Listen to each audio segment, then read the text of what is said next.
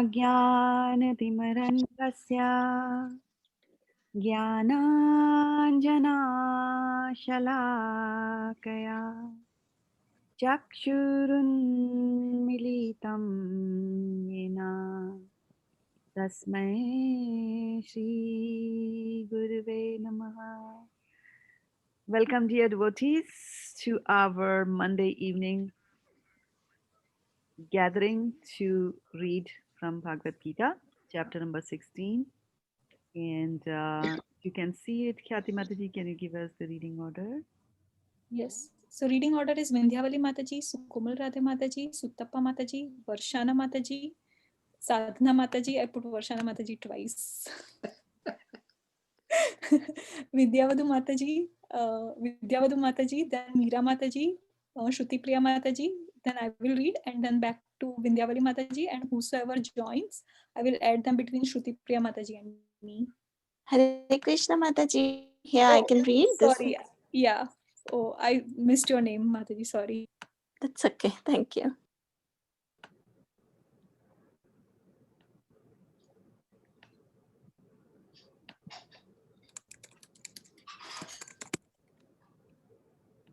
Oh, Khyati, you can just copy. You can just copy and yes, Mataji. I realized that after I wrote. Okay, that's good. Right. So, yeah, let's get going then. Starting from chapter number 16, reading it today, and with Vindhyavali Mataji leading us into the reading today. Hare Krishna. Chapter 16, the divine and demoniac natures. Text 1 to 3. The Supreme Personality of Godhead said, fearless purification of one's existence, cultivation of spiritual knowledge, charity, self-control, performance of sacrifice. Mataji, can you scroll it, please? Just 1 second here.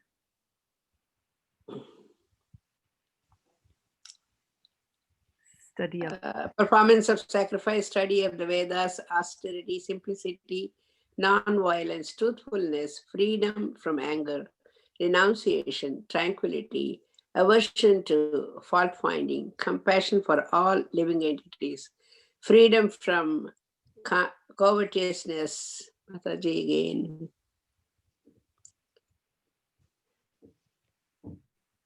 Gentleness, modesty, steady determination, vigor, forgiveness, fortitude, cleanliness, and freedom from envy and from the passion for honor.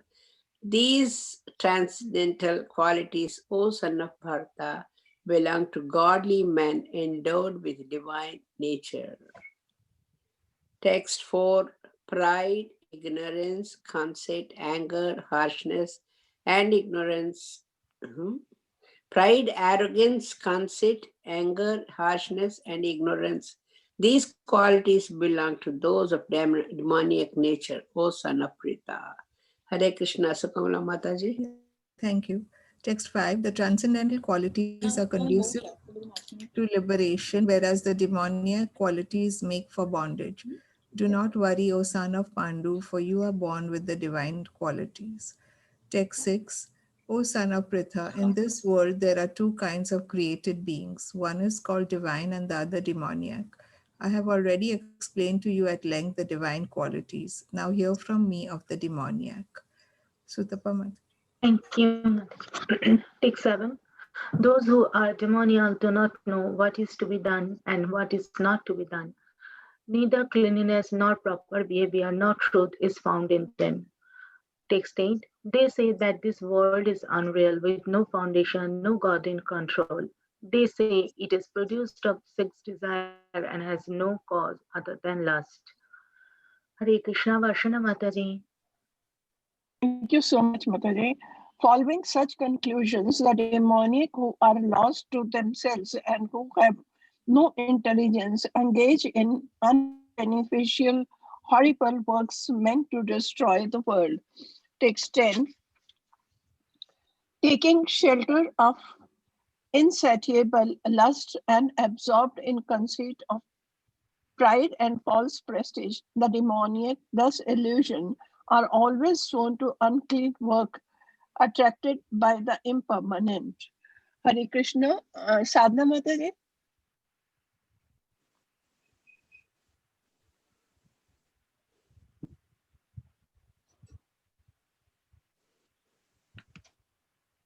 Mataji, you are reading on unmute. Mute. Yeah, thank you, Rasha. They believe to gratify the senses is the prime necessity of human civilization. Thus, until the end of their life, anxiety is immeasurable.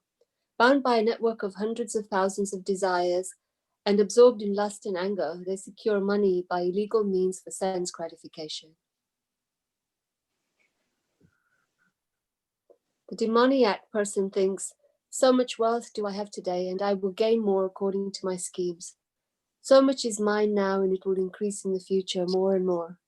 He is my enemy, and I have killed him, and my other enemies will also be killed. I am the Lord of everything. I am the enjoyer. I am perfect, powerful, and happy. I am the richest man, surrounded by aristocratic relatives. There is none so powerful and happy as I am. I shall perform sacrifices, I shall give charity, and thus I shall rejoice. In this way, such persons are deluded by ignorance. Vidya Vadu Mataji? Thank you, Mataji. Hare Krishna. Text 16. Thus perplexed by various anxieties and bound by a network of illusions, they become too strongly attached to sense enjoyment and fall down into hell. Text 17. Self-complacent and always impudent, deluded by wealth and false prestige, they sometimes proudly perform sacrifices in name only without following any rules or regulations. Hare Krishna. Sonia Mataji. Hare Krishna, bewildered by false ego, strength, pride, lust, and anger, the demons become envious of the Supreme Personality of Godhead, who is situated in their own bodies and in the bodies of others, and blaspheme against the real religions. Those who are envious and mischievous, who are the lowest among men, are perpetually cast into the ocean of material existence, into various demoniac species of life. Hare Krishna. So, Meera Mataji. Text 20. Hare Krishna. Attaining repeated birth amongst the species of demoniac life, O son of Kunti, such persons can never approach me. Gradually, they sink down to the most abominable type of existence. Text 21. There are three gates leading to this hell: lust, anger, and greed. Every sane man should give these up, for they lead to the degradation of the soul. Hare Krishna. Shruti Priya Mataji. Thank you, Mataji. Text 22. The man who has escaped these three gates of hell, O son of Kunti, performs acts conducive to self-realization and thus gradually attains the supreme destination. Text 23. He who discards scriptural injunctions and acts according to his own whims attains neither perfection nor happiness nor the supreme destination. Sulekha Mataji. Text 24. One should therefore understand what is duty and what is not duty by the regulation of the scriptures. Knowing such rules and regulations, one should act so that he may gradually be elevated. Hare Krishna. Hare Krishna. Thank you, Mataji, for reading. And I see Aruni Mataji was also there. Are you in a position to read, Aruni Mataji? Yeah, I can read. I just didn't want to interrupt. Okay. Yeah, Mataji, I will add you in the reading order. I'll add you to the reading order if you have a chance later. So, reflection times. Good times.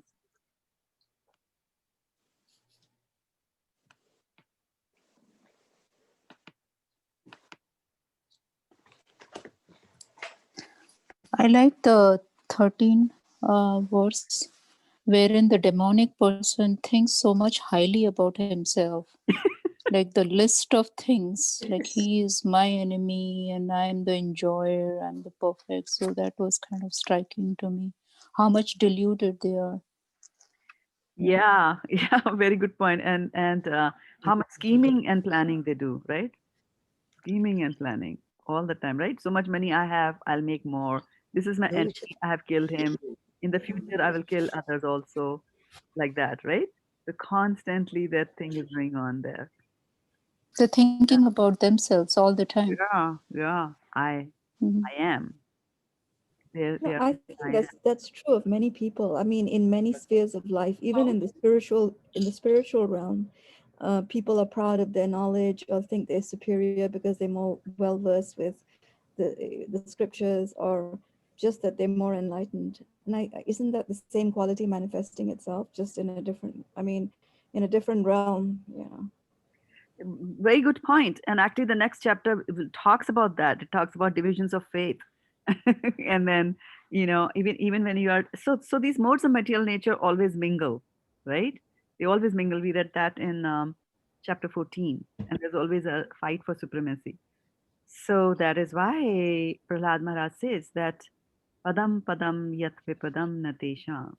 So even if you are pursuing devotional service, you can get caught by the mode of ignorance, and then that can lead you to lead to the fall down. So yes, that happens. It can happen in a devotional service, in the realm of one who's pursuing devotional service and pursuing the final aim of going back to Godhead or liberation from this material world, can get caught up. Yeah. So that's why watch out all the time. Watch out your thoughts. And that's why we were saying that you should be deliberating. And deliberate is comes from the word liberate, libra. And the word libra, when you see the sign libra for the zodiac sign libra, what does it have, libra? Balance. Balance. Balances. There you go. So it shows the balance. So this is all about a deliberation is all about balancing. So balancing is, you're weighing, right? Here, this side is heavy or that side is heavy, right? So balancing is that you are, weighing things, and this is what we do to our thoughts.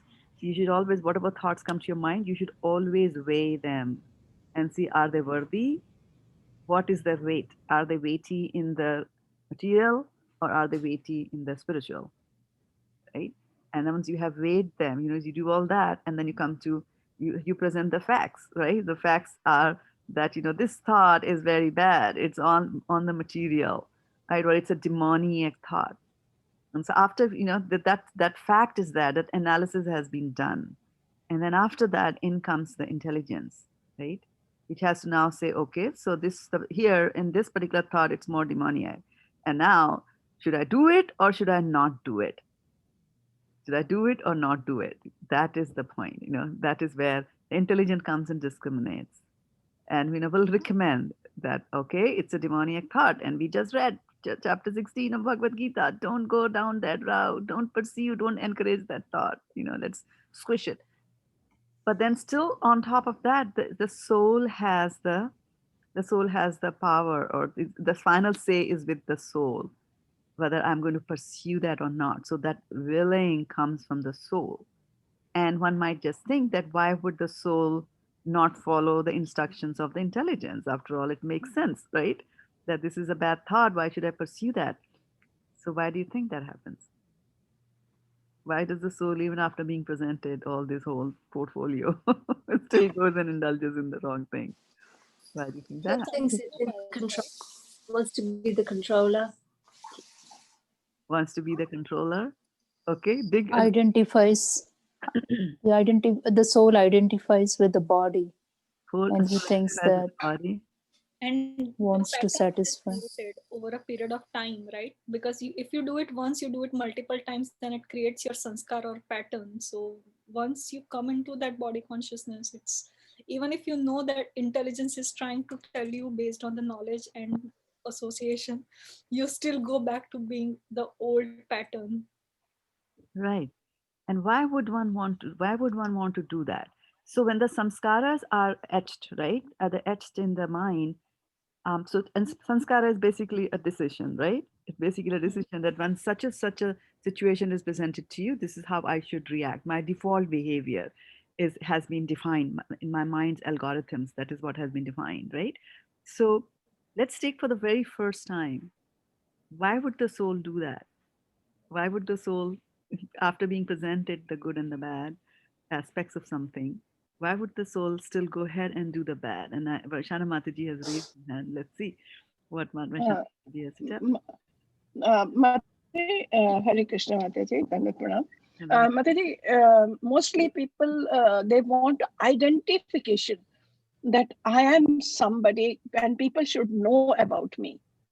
So that is why they want to take this route. Yes.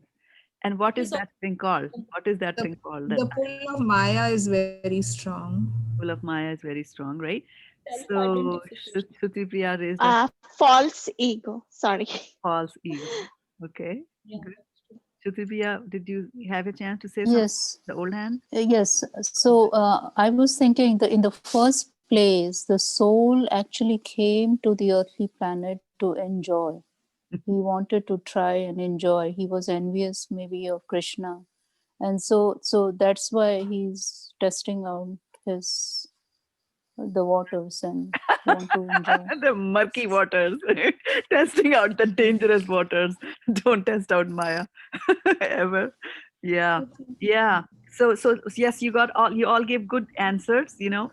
Collectively leading to the answer. So starting with the reason that we identify the ego. I am something. I am this body, right? And then you did not use the word, but I think you all of you subtly said that the soul does it because it has a desire to enjoy. The desire is the word, right? So even after everybody tells you, you still desire it, right? The doctor says, don't take ice cream, your cholesterol is high. Then what makes us take it? Right? Why is it? It's the desire. The desire. And if the desire is not fulfilled, what happens? What happens to our anger? Irritation and anger. Irritation, anger, you see? It's a very complex thing. It's a very complex procedure, yeah. Which is that verse, Shraddha Mataji, that you said Prahlad Maharaj was saying about Padam Padam? Padam Padam Yat Vipadam Natesham. I think it is 7-9:30, but I do not remember that much. I'll have to look up. Somebody can look up, yeah. No worries. I'll just look. I think it is, yeah, 7-9:30, but I may be wrong. Yeah. Yeah. Okay. So then desire. So I have a question. So doesn't desire come because of another underlying need? Yes. Or is it the most underlying? And what is the underlying need? Let's see. Let's try to see what is the underlying need. Well, when you want something, you either want control or enjoyment. Yes. And what is that? It is for us, it is both, right? And that's why I said, and I think you all mentioned controlling, right? I don't know, one of you did mention control, right? So yeah, and enjoyment, yeah. Yeah. But is it, which one comes first though? Is it desire is there first and then, or do you see what I'm asking? It's like, is there like a wanting to be a controller is also a desire, right? I want to enjoy and I want to control it. Both of them are a desire. So ultimately, it comes down to being a desire, right? Like that.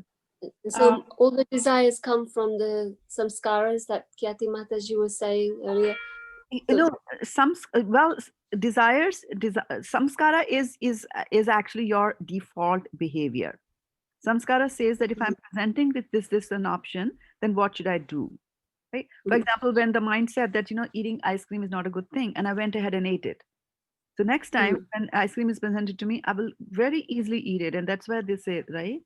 Don't keep bad company. Why? Because you'll do it once and you do it again because of the atmosphere. Again and again, your mind is telling you, and then those around you are also doing the same thing. So you'll succumb more and more to that. So it is initially it is our desire, and then but the soul still if the desire is a wrong desire, the soul still has the power to veto that and say, I don't want to do that, right? And this is what we do. We control our desires. We control our desires in the beginning when they say no onion, no garlic. It's like, how can I do that? I come from a family that eats onions, right?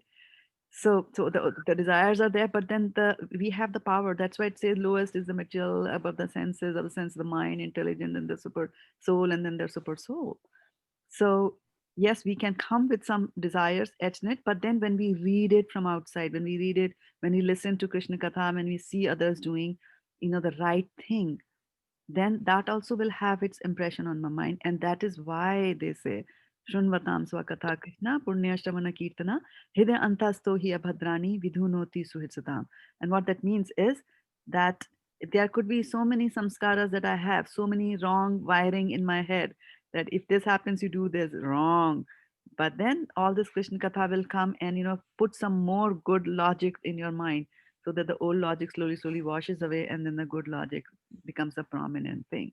It's more like as if, Sadhana Matiji, as if it's sort of a statistical thing, right? It's like an average, very crudely put. It's like an average, Yeah, right? Like that. So the yeah. more you put, So I guess my question wasn't properly phrased. And what I'm asking is, so when we first left Krishna, and wanted to be independent, yes, at that time, did we then develop the desire? Because if we were with Krishna, then we didn't see onions, we didn't see any of these terrible things. So we couldn't have wanted for that, right? But we yes, would have wanted maybe independence and control. yes, And from that, we fell into the multiple lives and the samskara cycles, right? And exactly. then desire comes, right? But originally, the original form was that separation due to more like just to be independent. Right. And the moment we say, use the word I want, that Uh-huh. is the desire, right? So now you see that one desire is now being manifested in so many ways. That I want to be independent of Krishna. That's a desire, right? Or I don't want to serve Krishna. That's also a desire. I want that state of, or I don't want to serve Krishna. In another way can be said as I want to be independent, or I want to be my own thing, right? Like people say, I don't want to work. I want to start my own business because I don't want to be subservient. So there is a want over there. And so Krishna is saying, okay, you want to be independent of me and you want to enjoy independent of me. So here's the thing, right? Here's the material world. You just come here and try to do both the things without me, control it, and try to also enjoy it. And then we see that we can't even control the material nature. What to talk about the spiritual world? We can't even control the material world, right? So Krishna then shows his power by creating all these, this huge mountains, gushing rivers, the deep oceans, and so on and so forth, right? Try to do that. Try to swim across the waves of the ocean. We can do that. So then we realize that how minuscule we are in that. And again, as we try to do ugra karma, try to run after things, can't achieve our results. So this material world is actually a place meant to teach us, you know, it's kind of like a correction center. It is a correction center. So it's But I Thank have a you. question in relation to that. So when you say I want something, the I refers to the ego. So it's feeding the ego, whatever desires you have, right? So a, a for- very good point that you brought, because I was looking at that, and actually I was looking at the chat window to see who's able to read today or not. I usually don't do that, but today Archana said that today my body is not feeling well. I will be in the listening mode today. So hope and pray Archana Mataji feels well, better. But I was looking at the word and she said, my body is not feeling well. And I was like, no, it's the soul that is feeling. The body has just changed the temperature, or something is constricting in the body, or something like that, or there's a mucus buildup, whatever. The feelings always come from the soul, right? So this desire, this saying that, I am something, is actually the soul is saying, you know what, yes, I might be a little one. You know how you sometimes you see how a little son, usually sons do that, how a little son will go and come in, invite the father for a boxing round, and they try to punch their dad, and the dad will be in a happy mood, and dad will fall down and make him feel happy and like that. So what I'm saying is that the challenging spirit of, even like you're a tiny boy, but you can challenge your, big, long, tall father like that. is the same thing we also do. We agree to Krishna. I want to do it on my own. I'm because I am. I am who I am. I think a lot about myself, right? And then Krishna says, okay, this is it. Hare Krishna, Like Mataji. this. Actually, a few years ago, I was with my cousin and few other people, and my cousin was kind of she was talking about her work, and she worked really hard on some project, and but yet she felt like she was saying, she was using the word that I don't mind working hard and everything, doing everything, but I want to get acknowledged. She felt that time that she wasn't getting acknowledged. So is it something to do with like if somebody at work wants to be acknowledged or somewhere, is it to do with pride or sense gratification? I don't understand what makes one to be acknowledged, or maybe maybe she wants to be known, or is it like feeling pride about themselves or good about themselves? Is it bad thing for that? Is it bad to say that? It is, I wouldn't say it is good or bad. I would say it is entangling. It is a desire. So Oh, the okay, it is question a is, yes, it's desire. a desire. Definitely, it's a desire, and desires can be in a very subtle form. And the question here is, why is that desire? Why do I want to be acknowledged? Why do I want? Why do I want people to say, oh, this person managed the project so well. Oh, this person headed a division where the product is fantastic and the whole world is going gaga over there. Why do I want? Why do I want that? What happens to me inside when somebody is praising me? How do I feel? Really good about yourself. Really good, right? You enjoy. Yeah. So that enjoyment, you know, Satisfying your own self means own ego. yes, pampering your own ego. So it's always a desire. That's why they say this world is situated on desire. You can always take it out, and you know these subtle things. I mean, eating a laddu, feeling good in the mouth for some time, you know, is a gratification of the senses, but it's a gross sense gratification, right? Something sweet or something tangy, something you put in the mouth like that, or you fan yourself so the skin is getting something. But more subtle enjoyment, the subtle enjoyments are, are the more dangerous types, right? I did not. Mataji, sorry, go ahead. Yeah, go ahead, Sulika. Yeah. Mataji, can the desires, like, can they come from past impressions, from past lives? Like, for example, if you were living in poverty in a life, or you were hungry and deprived of food, in the next life, you'll be very, very hungry and attracted to food, and you don't know why it's happening, but it's the impressions you're carrying from previous experiences, and what to do about that. Unfulfilled desires lead to another body because the desires have to be fulfilled. Now, when are you going to get a suitable body to be able to fulfill that desire? Depends a lot on how Krishna does his scheduling or Brahma does the scheduling in this world. So, then that is why they say that, try to be desireless of material objects. Because if as long as you have those desires, you will subsequently keep on getting one body after the another, one body after another. You'll keep on getting that and might not be a human body. So if a person is very lazy and says, oh, I just want to lie and why are you making me get up? You will become a tree in your next life. There's no point, you're just there. Nobody's bothering you. You just stand there. But then there are consequences because somebody can come and cut off your branches and things like that. So the development of the body is because of several reasons. One of them is desires, and other is the karma, right? Because you do some certain things. Now to say that because I was hungry in this life, and my hunger was not fulfilled, so next life also I'll be hungry, and so that I can eat food, might not happen because the karma angle also comes in. So if I have bad karma continuous, if I got a big pot of karma, and out of that a little was taken by Brahmaji to organize my current life, and I was not supposed to get food, so I won't get food. And I'll always be starving and, wanting food and not getting it and feeling frustrated in that process. And then I go to the next body. Now my part of karma, bad karma is still there. Now how, but there could be some good karma also, right? Another part of good karma.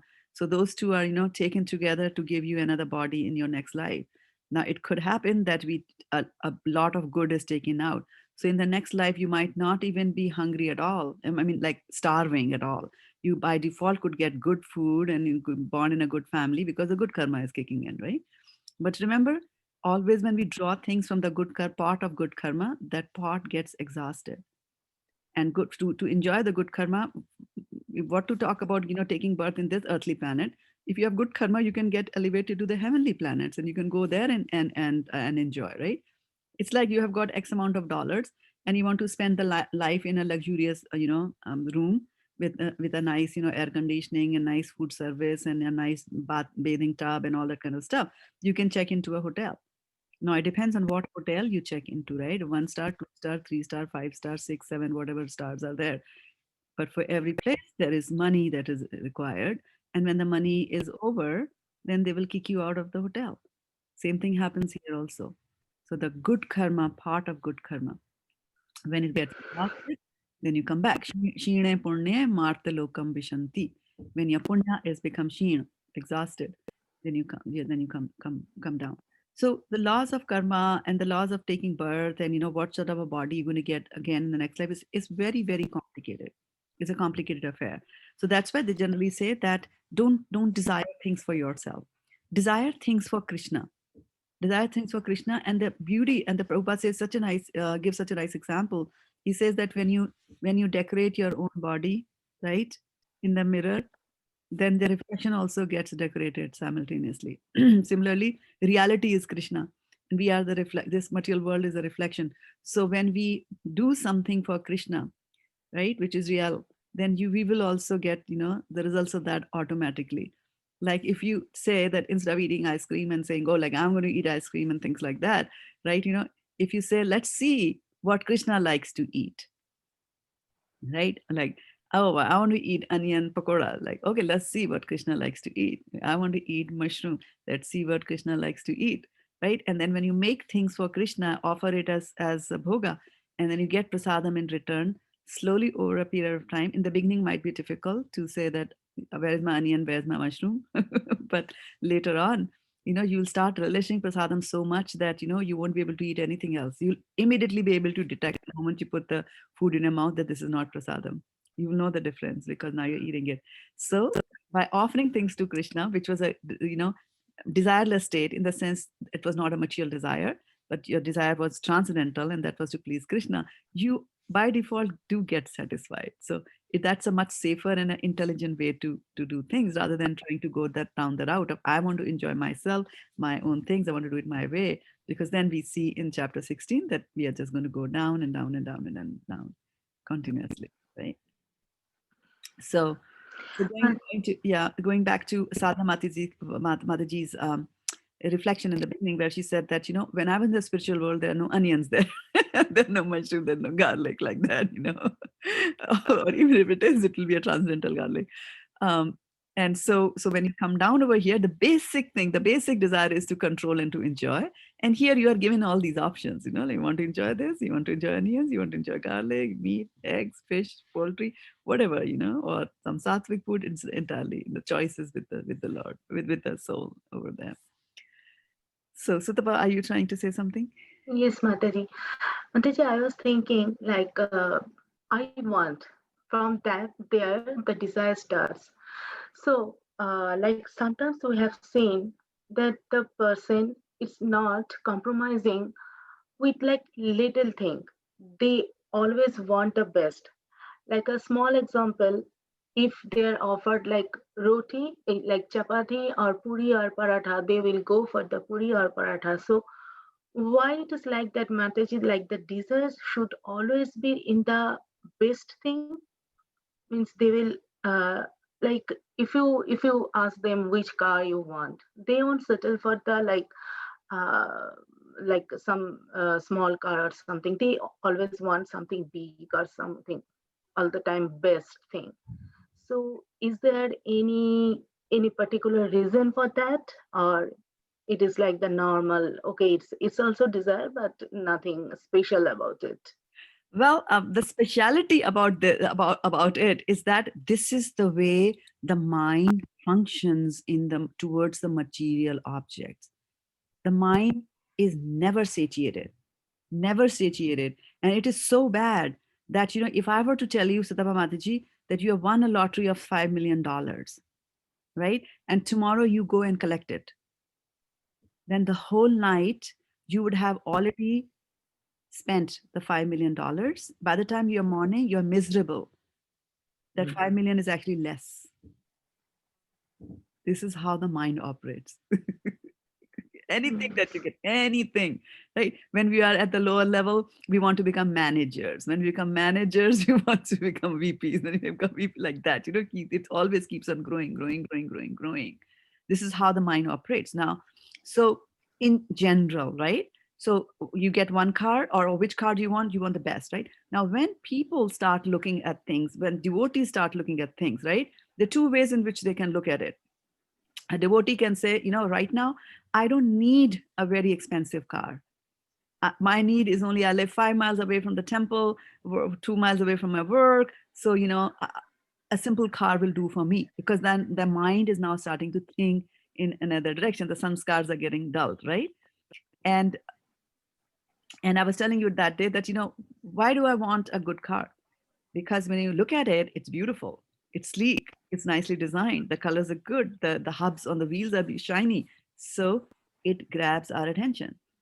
And I was telling you the other day that whatever grabs your attention grabs you later on. You're completely under the control of that thing.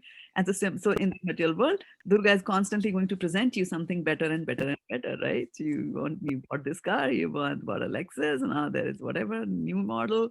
They keep on doing it all the time to you. And what to talk about advertisements on the TV, on the billboards, and on Facebook, and wherever you go, they're following you. They're constantly following you there, right? So a devotee might say that, why understand and say that I don't want to do it because, this is all that I need. And has read, Tena Taktena Bhunjita Magira Kasusiddhanam. First verse of each Upanishad says that, just use whatever has been set aside as a quota and do not covet for things that do not belong to you. So everything which is there on the billboard doesn't belong to me, but I covet it. What covetousness was one of the things that was mentioned here, right? In the reading from chapter 16. I want something else. So when you get that freedom from covetousness, it's like, okay, Krishna gave me this, I'm satisfied with that, right? So that is one way a devotee might look at a Tesla car, for example. Or say, for example, I used to drive alone to my office. I had a Toyota car, which was like on the least, whatever was the least in this. I just said that, this is all that I want. And I bought that, right? Now, should I buy a van, a gas guzzler? Do I really want it?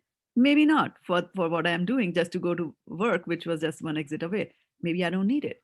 But then I might just go and buy a van because I think that on the weekends I'm going to put 20 boxes of Srimad Bhagavatam and I'm going to distribute books. Right? So you might find that sometimes devotees also will have, things that you might think like, why does a devotee need a big car? Well, the devotee needs a big car because they're doing book distribution or they're carrying prasadam buckets from one place to another place. So all that they're doing in the service of Krishna. So when they have a desire like that, the consequences of that are different. It doesn't bewilder your memory, right? It doesn't bewilder your intelligence, spoil your intelligence. All that you're doing is you're doing it for the happiness of Krishna. And so if you don't get the car or you don't get the money to buy it, you'll have that desire to do it, but that desire will not frustrate you as much as desires for fulfilling our own senses. They frustrate you. That is always there with us, right? I mean, if you wanted something for yourself and you wanted something for somebody else, when you're wanting something for somebody else, it doesn't hurt that much when you don't get it or they don't get it, as it hurts when we are there as the recipients of that. So yeah, very good reflections. And did I see a hand rise somewhere? Was Bharshana Mataji raising her hand?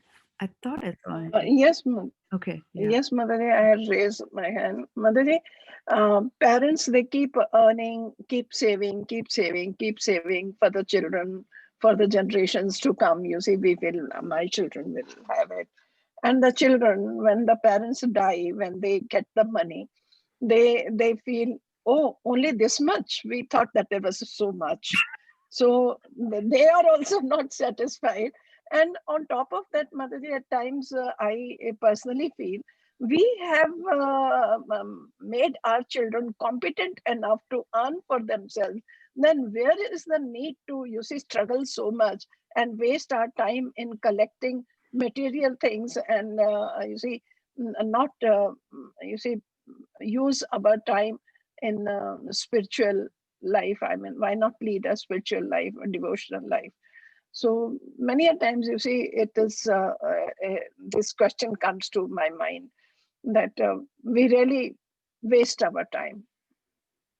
Yeah, Lot we it's waste. a very powerful observation. Yes, the reflection. Yes, and if that is what your mind is thinking these days, then you are headed for peace. That's how you will get peace. Because where does it stop about collecting things for your children and giving it to them? Because after children come grandchildren. After grandchildren come great grandchildren. If you live long enough, right? So people used to do that, right? For Chapidi, for 6 generations, I need to accumulate money so that my 6 generations are happy. Yeah. In Arab country, Mataji, there was a man who he was he had a lot of money. He was the richest man there, and he made you see, what do we call it, Mataji, where they bury Well, themselves? Huh? tomb, tomb. Yeah, yeah. He made something that I should be buried in this, and he had his own ship. Means his own small ship for himself. He used to go. He went in that, and it sank, and he died there. They found this ship, but they did not find the body. Now, whom should they bury in that? You see, so I was just thinking that look at this, the desire of a person that I should be buried in this, and now no, there is nobody. He is not there, cannot be buried. So he really wasted his money. Yeah. Yeah, he really wastes money. And actually there are some deep underlined messages in that story also. That there's attachment that is there for the ship, right? That's why he wants to be buried with the ship. And that's why in the Vedic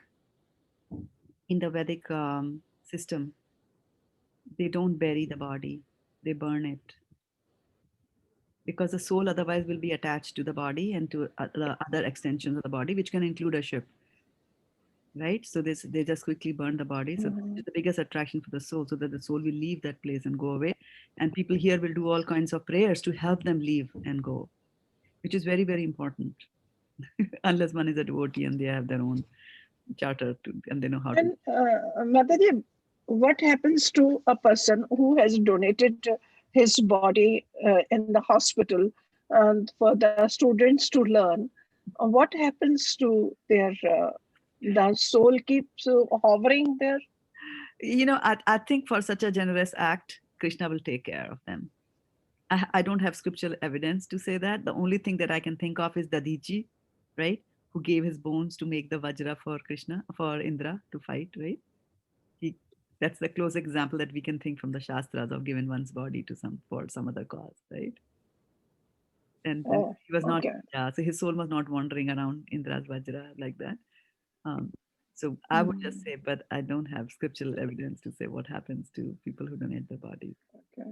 That, yeah. Mm, Yeah, because when we read about the scriptures, yeah, when we read about scriptures, during those days, usually like before this Kali Yuga comes, there's only one religion in the world, right? So everybody will be, like cremated. So that concept is, yeah, is hardly there. Yeah, and they would be very quick about cremating it within 24 hours or before sun. If you died in the morning before sunset, if you died in the morning in the night before, before sunrise, they yeah. let the body go to do that. Yeah. Sorry, I have a Thank you, question. Mataji. Yes, Sadnavati ji. to follow on for that, because actually it was only a few days ago I saw a video where a gentleman had donated his young daughter's heart to another person who is living, and they met, you know. So as far as organ donation, but specifically to the heart, like what is, you know, because we have special connections with the heart, you know, the super soul and so forth. So that's probably a big no-no then, right? Or is it like we're treating it like any other organ? No, it's material. We'll just treat it like any other organ. Okay. So as far All as right. as far as the super soul goes, right? As far as the super soul is concerned, the super soul is the companion of the soul, right? And wherever the soul goes, the companion will go. It's like a mom following the kid to the school every day and sitting with the child because of the love, right? So so there's a donor and then there's a receiver.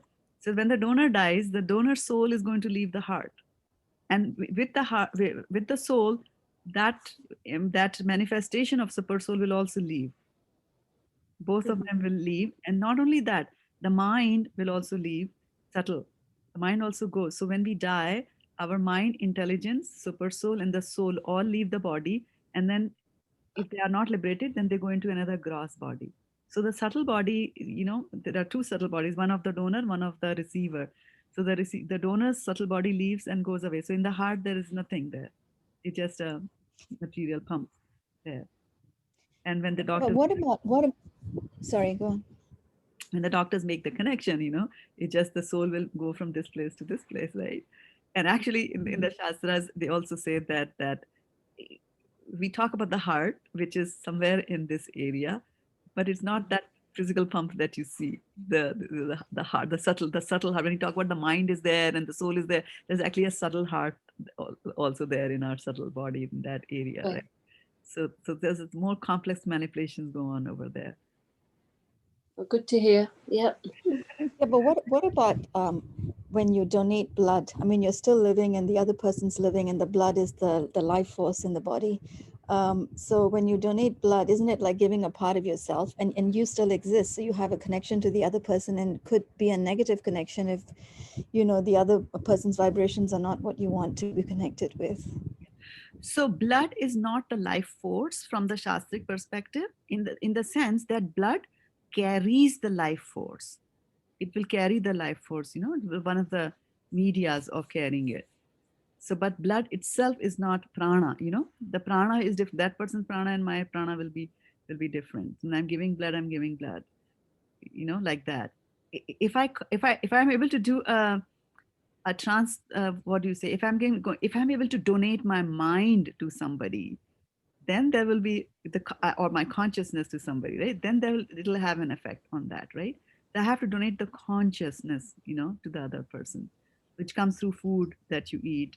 You transfer your consciousness through through words that you speak and that enter into the heart, like that, And Yeah, then, but if the food carries the consciousness, it enters your body, then every part of your body will have that consciousness that's yes, transformed from the food. yes, And so your blood will carry the consciousness as well. And when you yes, give it to somebody else, that your consciousness will flow to the other person as well. yes, yes. And then what can we do? So I what have my question is that, so that's not, I mean, isn't that I mean, that's giving and receiving vibrations or consciousness, whatever you want to call it, that may not be so desirable. And let's see, there was an answer. Somebody was trying to answer that question. I have heard when I was in Pune, ISKCON, that you should ask that person to chant rounds Yes, to nullify the effect. yes, yes. Right? So like, Mataji, what along do you do? similar lines, what about cloning? Sorry. What about cloning? Does that Cloning, duplicate your... cloning is very simple. Cloning cannot happen unless Krishna desires another soul to come and live there. One soul doesn't live in two bodies. Yeah. So cloning is same as, giving birth, right? Not every attempt leads to a child being born, right? It's only when um, these creations actually happen under the instruction Devanetrena.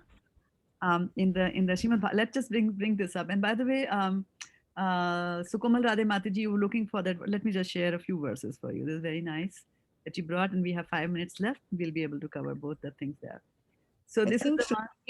Mataji, yeah, she shared it with That me. will be 10, okay, 15, fantastic. 15. And I Yeah. think we did that a few months ago, right? Yeah, yeah. Padam Padam Yat Viptam Natisha. And now let's go to Srimad Bhagavatam, and I think it is 331.1. I think so. Maybe wrong. Movement of living entities. Yeah. Whose turn is it to read? So Sulekha Mataji read just one, so it's her turn to read. Okay. And then Aruni Mataji. Then Aruni Mataji? Okay. Yeah. So I can read Mataji if you want. Yes, please. Okay. Shri Bhagwan Yuvaka Uvacha. Yuvacha Uvacha. Karmana Uvacha Karmana Deva Nitrena Jatur Dipho Papataye Shriya Pravitsta Uderam Pumso Rita Kanashraya. Shrayaha. Hare Krishna. Synonyms. So after Shri me, yeah. Sri Bhagavan Uvacha, the Supreme Personality of Godhead said, Karmana, by the result of work, Deva Netrena, under the supervision of the Lord, Jantuhu, the living entity, Deha, a body, Upapataye, for obtaining, Striyaha, of a woman, Pravishtaha, enters, Udaram, the womb, Pumshaha, of a man, Retaha, of semen, Kana, a particle, Ashrayaha, dwelling in. Kyati Mataji. Translation. The personality of Godhead said, under the supervision of Supreme Lord and according to the result of his work, the living entity, the soul, is made to enter into the womb of a woman through the particle of a male semen to assume a particular type of body. Hare Krishna. Right. So under the supervision of whom? Supreme Lord. Supreme Lord. Right. So that is the key thing to keep in mind. That is the key. That cloning, whatever, artificial test tube, all that, that soul will come only when the God desires it. We might think that karta ham iti manyate. We might think that we are doing it, right? But that's what it means. Without the will of the God, it's not going to happen. So when these things happen, when somebody is able to clone, right? What is cloning? You're just, created a material body like that, right? You didn't clone the mind, did you? You didn't clone the intelligence because they're subtle. How can we clone them, right? And the other thing is the cloning also you require cells, right? You cannot do it from scratch. Like you cannot put proteins together and make it. Yes. So cell is still a living force that came from Krishna, right? Krishna's creation. So exactly. It's not artificial. Right. It's Sarva Karana Karanam. That's why he's called Sarva Karana Karanam, because even if we extrapolate, go back and say, I can do this, but where do you get the ingredients for this, right? And which is what is mind-boggling. Not the fact, not that God, but the mind-boggling is the claim from the scientists that there's no God. How can you ignore such a big thing? That how can you create things out of nothing? Somebody has to extrapolate and think that, like when the food comes to the table, you have to extrapolate and go back and see in the past and see how did the chapati come? Somebody cooked it. Where did the atta come? It came from wheat. How did the wheat come? You have to extrapolate and come to the first grain of wheat and who created that. So it's like one would think that it's such a simple thing, but the scientists don't understand that, or at least those who don't believe in God like that. So